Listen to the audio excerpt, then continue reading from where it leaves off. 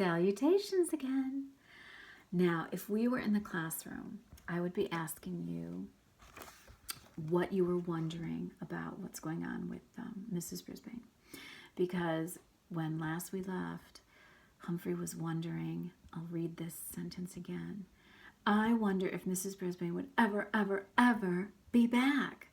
So I'm wondering that too, and I'm really wondering where she is. And so I'd be asking you, does anyone have any ideas? And I bet you guys would have tons of ideas. So you could send them to me right now. Go. Oh, I got some. Perfect. Some of you might think she's sick. Some of you think she broke her foot. Oh my gosh, someone thinks she's dancing. There's one thing we know for sure is that she's not on vacation. All right, so here we go. My fellow students came back after lunch, all except one. I bet you can guess who. Hurry Up Harry wasn't missing. Oh, that's who I guessed. But Forgetful Phoebe was. However, she showed up right after the bell rang. Sorry, Mr. E, she said. Not a problem, he answered. Take a seat because now we're going to play Math Monsters. He took his fingers and pulled out the corners of his mouth and the corners of his eyes. Ooh, he looked pretty creepy, especially when he made a scary laugh, like a witch. After all, you know what's coming soon, he continued. There was a pause, and then Thomas shouted, Halloween! Then everyone else shouted, Halloween! My classmates seemed happy about it, but I remembered last year's Halloween with creepy smiling pumpkins and ghosts and goblins and monsters. Oh, now it was coming back. Eek! Now we remember from our very first Humphrey book, that whole chapter on Halloween. After school, Og and I had some visitors. Hello, Mr. E greeted them. What can I do for you? Oh, we were in this class last year, a soft voice said. It was? Guess what? Speak up, Saeed. She was one of my best friends in room 26 last year. We came to see Humphrey and Og. Oh, be my guest, Mr. E said, and soon Og and I were surrounded by familiar, friendly faces. Hi, Humphrey Dumpty. Boy, bad news about Mrs. Brisbane. That was good old AJ's loud voice. Yes, I agreed. Poor Humphrey, poor Og. You must miss Miss Brisbane a lot, said Golden Miranda. She was such a wonderful friend. With a terrible, remember, dog. But I'm sure she misses you too. Hi, Humphrey. Winky says hi, said Mandy, whose hamster Winky was a friend of mine. It was great to see my old friends, but it was so sad too, because they reminded me of the happy days in room 26 with Mrs. Brisbane, my teacher. Or was she? All right, Humphrey's Detectionary. It's a mystery to me while humans enjoy a very frightening holiday like Halloween. Chapter 8, The Case of the Mysterious Messages. Ooh, this is a good one. So you're asking yourself, what are the mysterious messages? Okay, let's read to find out. Mamma mia, what happened here? Aldo said as he pulled his cleaning cart into the room and looked around. I looked around too, and what I saw was almost scary as Halloween. The room was a mess. On the floor were scraps of paper, yarn, buttons, beads, markers, and crayons. On top of the tables were scissors and overturned glue bottles. And there was glitter glistening on the floor like snow. Eek, eek, eek, I squeaked. Boing, boing, boing, Og twanged. Aldo leaned on his broom and shook his head. I can tell Mrs. Brisbane wasn't here today. She never leaves her room messy at the end of the day. Yeah, that's for sure, I agreed. Aldo didn't have much time to talk. He was too busy sweeping and spraying and scrubbing and mopping up the room. He stopped when he saw the stack of cards. Oh, they're making cards for Mrs. Brisbane. Yeah, that's a good idea. I'd like to send her a card myself. Me too, I squeaked. Boing, boing, Og agreed.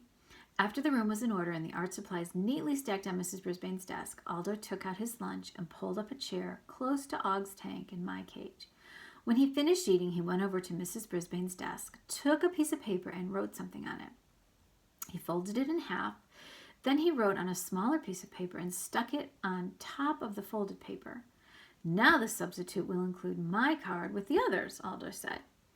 Oh, can you write one for me? I squeaked. Aldo usually seems to understand me, but that night he just didn't.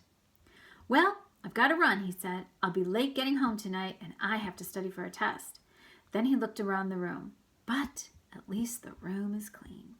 Yes, Aldo, you did a great job, I told him. And I meant it too. Aldo is very, very, very good at his job. Thanks, Humphrey, Aldo said. He wheeled his cart out of the room and turned off the light. Luckily, a big full moon was making the room nice and bright. It had been a difficult day, but I was feeling brighter myself. Og, I think I'll check out those cards, I said, after Aldo's car left the parking lot, and maybe I'll get more clues about what happened to Mrs. Brisbane. Boing, boing, Og said. I'm not sure if he thought my idea was good or if he was just excited about his froggy food sticks. I took my usual path to get to Mrs. Brisbane's desk and had no trouble. I made it, Og, I told my friend who was splashing around in his tank. I looked up, up, up. The stack of cards was about 6 hamsters high. There was a bright yellow card with sparkles near the bottom. It was sticking out a bit from the rest of the pile, so I decided to grab it and pull. That was a big mistake because as the card came out of the stack, you guessed it, the whole pile tumbled down around me and on me. Luckily, paper doesn't weigh too much. I wasn't hurt, just surprised. Still, I now had the chance to look at all the cards and possibly gather more clues about Mrs. Brisbane's disappearance. The yellow card with sparkles was from Rosie. The front had red hearts and bright buttons. Inside it said, Mrs. Brisbane, I miss you the most. Come back. I'll pop a wheelie for you. Love, Rosie. Now that's kind of funny because remember Rosie's, she was in a wheelchair, so she was kind of like a little play on words. The last part was in a big red heart. I'm not sure Mrs. Brisbane would be happy to see Rosie pop a wheelie. That's a trick she can do with her wheelchair, but Mrs. Brisbane made her promise not to do it at school anymore. I guess Rosie just meant she'd be happy to see our teacher back in the classroom. Then I looked at the blue card. It was from Small Paul. On the front was a drawing of a rocket. Inside it said, I hope you'll be launched back into room 26 soon. I miss you, Paul F. Eek! I squeaked. Had Mrs. Brisbane been launched into outer space? What is going on? Next, I looked at one of the bright pink ones. It had lots of fancy writing on the outside and on the inside. It read, Dear Mrs. B, when you come back to room 26, I promise to help you all the time. You don't have to worry about anything because I'll be here for you now and forever. If you ever need something, please call on me. Your true friend for all time, Holly. Thomas's card was covered with red, white, and blue yarn, and it read, You are the best teacher in the universe, Thomas. Sometimes Thomas exaggerates, but this time I thought he was right. But I was shocked when I read what he wrote at the bottom of the page. P.S.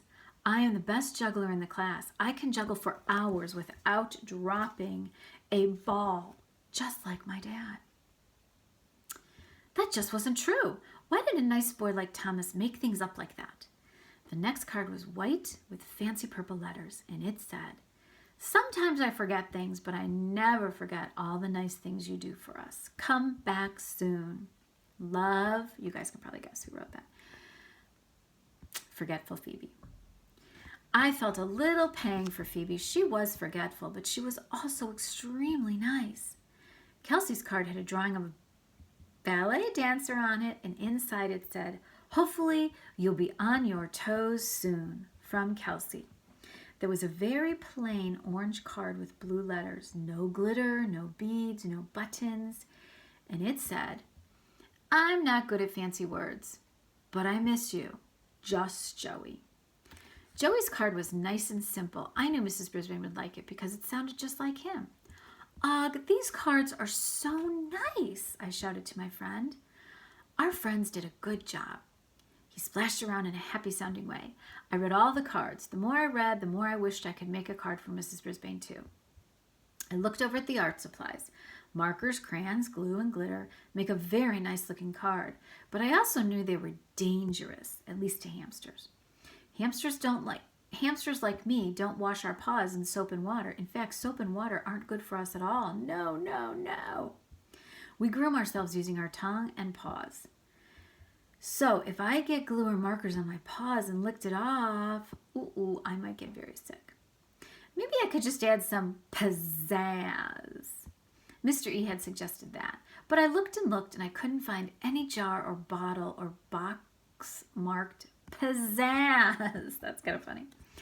I'd have to make a plain card just like Joey's. I went slowly back to my cage. All the cards were great, but one stuck out in my mind. Kelsey had said she hoped Mrs. Brisbane would be up on her toes soon. Up on her toes? That sounded like a clue. Was Mrs. Brisbane actually going to be a ballet dancer? I will stop there. What do you think?